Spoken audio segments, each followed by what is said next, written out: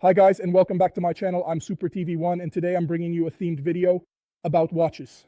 I'm in Tokyo, and if you're new here, you've landed in a video about my trip to Tokyo, right here in Tokyo. We know that there are some amazing watches.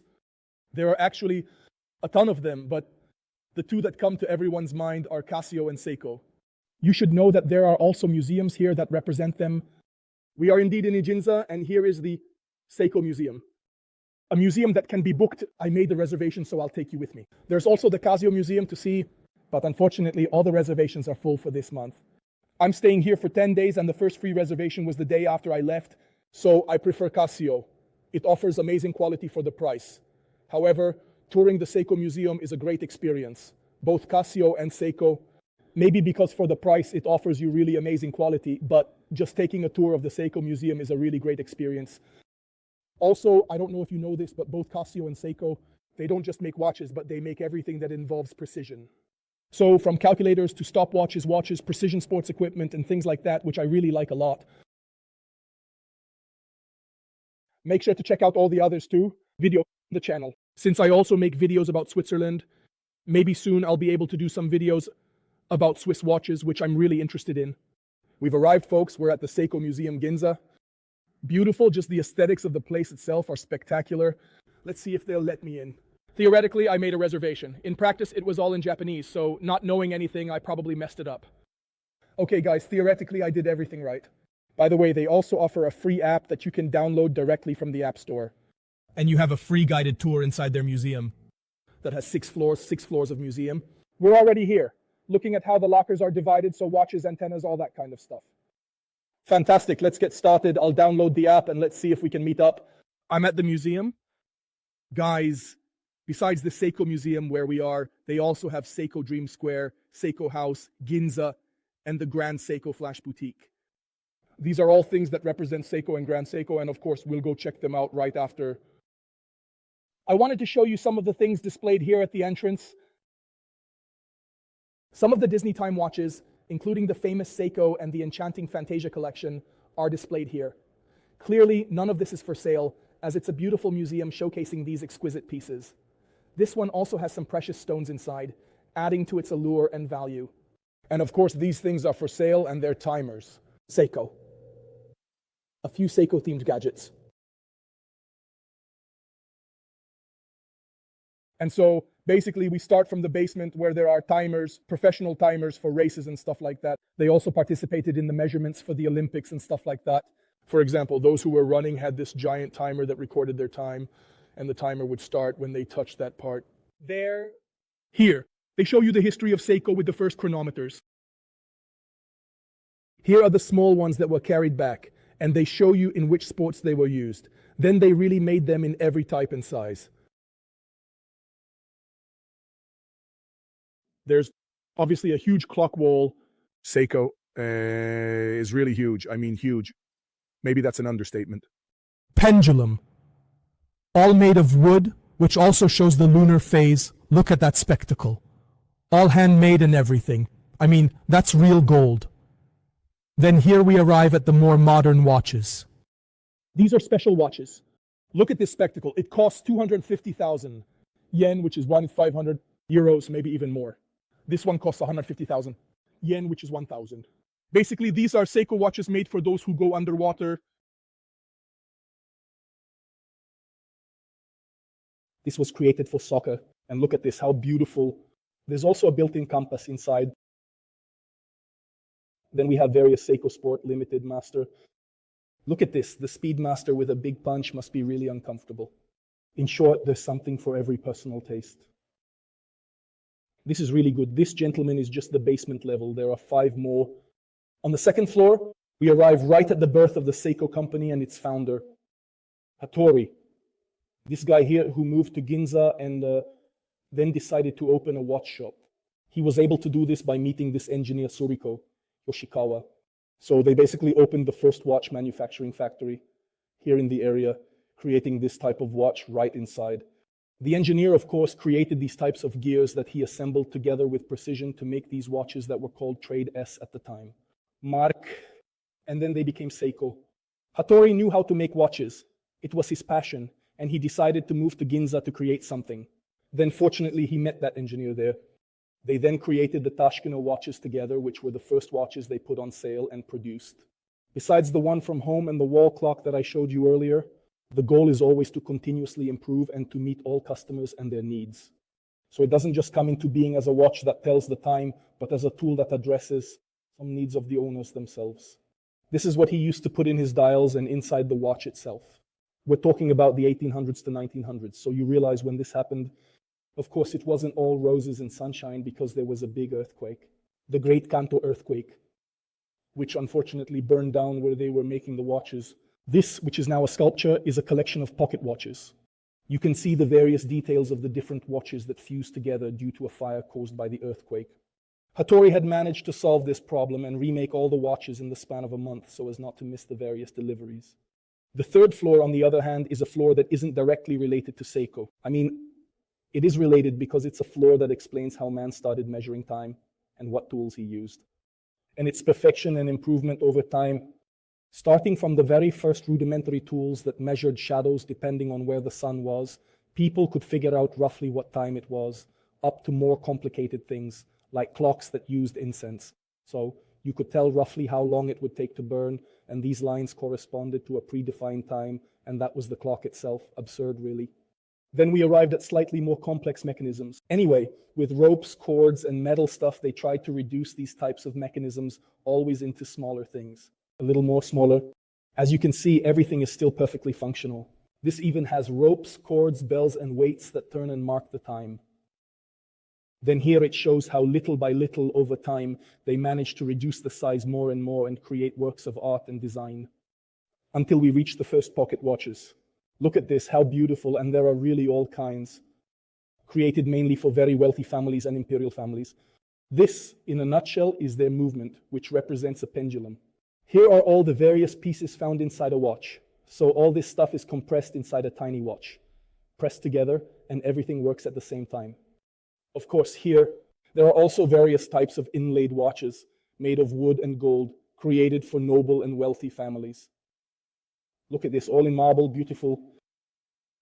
This even houses the watch inside this ball here. It's a work of art in a nutshell. And here we move on to slightly more precise watches in portable cases, mainly used as navigation clocks. This was actually one of the most used tools for navigation. Look at this is huge, really huge, not to mention this one. It worked with ropes and weights. You can also hear in the background the noises they make, the sounds they produce. There we have various tools that were used to build this type of watches and the watches themselves. Look how cool this is. It's really impressive to think that in 200, 300 years, we've gone from these types of watches to watches that literally sit on your wrist, that are super lightweight, made of titanium. Impressive, really. The fourth floor then tells how Seiko has always focused on the precision and reliability of their watches. And how did they move? And all the changes, all the sizes, everything they did to get to mechanical watches, to get to quartz, which was what changed and innovated on a global level. I know that many people don't appreciate watches, but quartz was a creation of Seiko that brought about a global change. So let's start with the first watches from 1892, those built in the factory, and let's move forward in history. I mean, look, in just 30 years, how they managed to reduce the size of the watches, always creating pieces that are more unique and all different from one another. Here we even reach watches that could announce the time. Next we move on to 1953, always with improvements in the accuracy of the watches produced, up until 1956, when they created the mini internal pendulum, which is the mechanism still used today to measure the internal time. This is an example of the inside of a watch. And we come to these mini watches that they've created. They're beautiful, really tiny. They are for two, the zoom for two, and I can't frame them well. I don't know if I'm explaining myself well. This is the size of my hand. They have continuously reduced the sizes. Look at this tiny one. It's a tiny strap. It's almost like a string. Besides, how do you read the time on that? They then continued over time, innovating and creating more and more, better and better pieces, until we reach what has been certified as a watch, that is, a chronometer used in the Japanese Astronomical Observatory. They have really created so many unique and special pieces. These, for example, are all chronometers. And these are all colorful chronometers with special effects, almost as if they were precious stones. It was a watch in 1959, it was reduced in 1963, but it was further reduced in 1969. In the first watch I showed you, which is the one still used today. I mean, they have reduced the sizes to an impressive level in no time at all. Here we also have various examples of home clocks.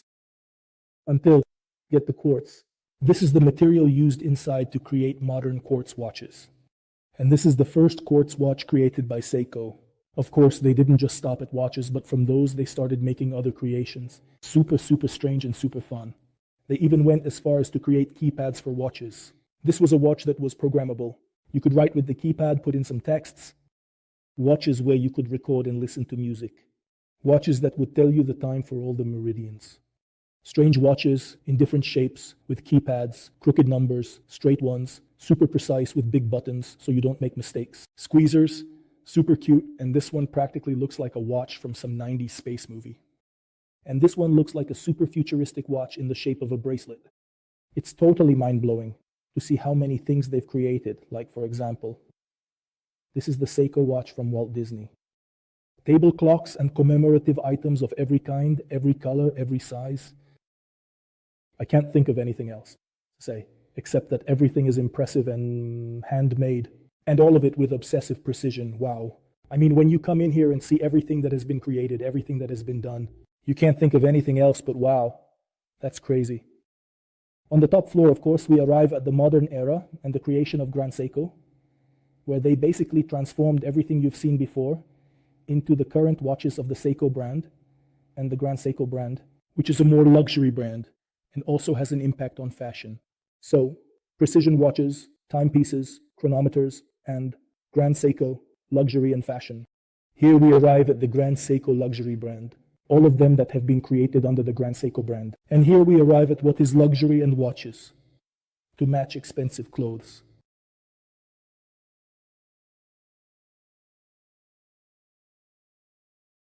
You can see them well. There are all kinds, with every type of gem set inside, up to these crazy and beautiful things, like the watch with the carousel. The various toy watches they created for anime and cartoons. The Pokemon watch from 2015 is the Hello Kitty one, and this Ultraman, which unfortunately I don't know, is something very Japanese. And these beautiful watches, this one of Mickey Mouse. And we come to the last ones, which are the most unique wall clocks. Wow. And this Cuckoo Birdie from the Seiko Quartz collection. Of course, those for Doraemon, I don't know this one. And this one is Godzilla, Hello Kitty, and Donald Duck. If you happen to be around here, come take a look. Also because it's free. You just need to book your entry, but it's just a formality so you can take a look at it. Maybe come during the week, not during the weekend. Seeing it again on the way out. Guys, even the outer wall of the Seiko Museum is a huge pendulum clock. And just a short walk from the museum, there's the Seiko Dream Square, where you can literally buy some of the Seiko watches you saw earlier in the museum. Same.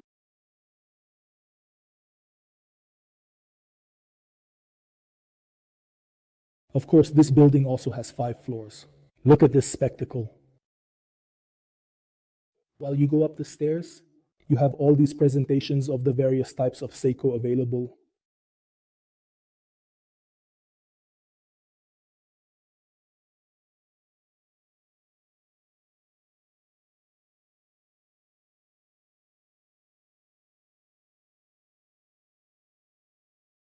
I just found out that this year the eggplants in Japan are fruitful.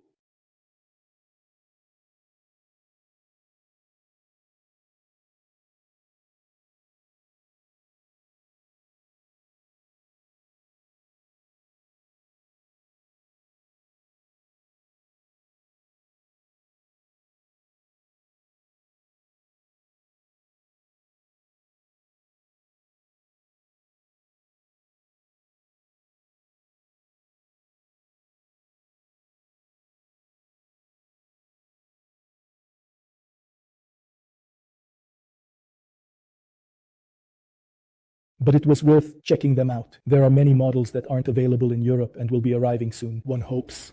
But let me know what you think down in the comments. And yes, this is a giant beautiful dragon. Anyway, that said, don't forget to like, share, and subscribe. Seiko Museum in Tokyo. The Seiko Museum should be a must visit for anyone who even slightly loves watches and decide to spend some time in Tokyo. If you can also see the soccer one, it's absolutely a must. Unfortunately, I couldn't make it, but I'm not discouraged, especially because I'll soon be on the hunt for some special cases. Make sure to catch up on all the previous videos in the Lost in Tokyo series. And be careful because more videos will be coming out soon. Where's the spoiler or just a dry one? I brought it home with me. How do I remember this special trip to Japan? Well guys, thank you and I'll see you next time. See you in the next episode of the Lost in Tokyo series. Subscribe and turn on the notification bell. Bye.